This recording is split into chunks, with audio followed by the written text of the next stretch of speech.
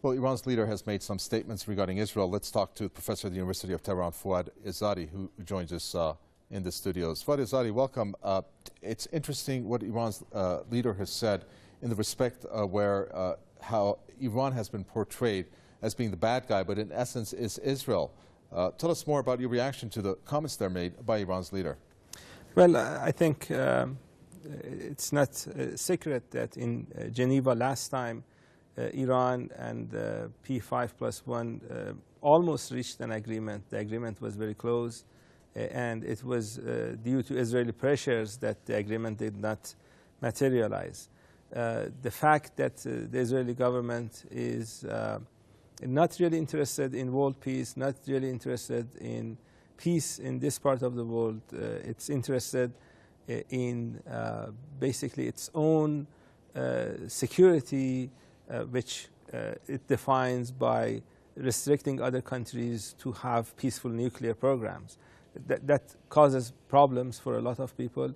In fact, what I think is actually true is that even the current government in Tel Aviv does not serve the interests of its people. I think we have a political party headed by Bibi Netanyahu that is basically interested in its own survival. They have basically sold the threat of Iran to Europeans, to the United States, to other places. They have benefited and profited from making Iran a threat and causing difficulties for Iran. And they want to continue with that. That's how they exist. They exist by causing difficulties, starting wars, causing tensions. And I think that's what the Israelis have been doing. So when you see the leader of Islamic revolution pointing this out, referring to difficulties that these people have caused, not only their neighbors, but also the international community, I think he's basically presenting the facts that are on the ground. And quickly, if you can, you know, it's interesting how they say, okay, the U.S. and Israel at this point are not meeting eye to eye with Israel, but I think this rift is quite wide. I mean, John Kerry was supposed to go to Israel. We still don't know if he is.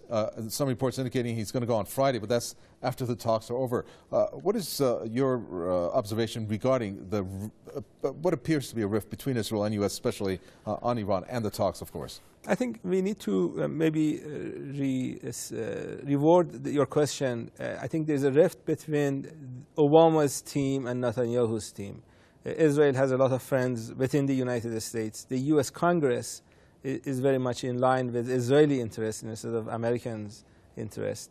And because of the relationship that the Zionists have among each other, we have a situation where we have some senators and members of the House of Representatives that are more in line with Israeli prime minister than their own president.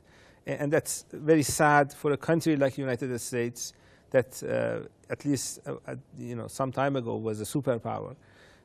So this is the difficulty that we have, the difficulty that there are some political leaders in the United States that are serving Israel.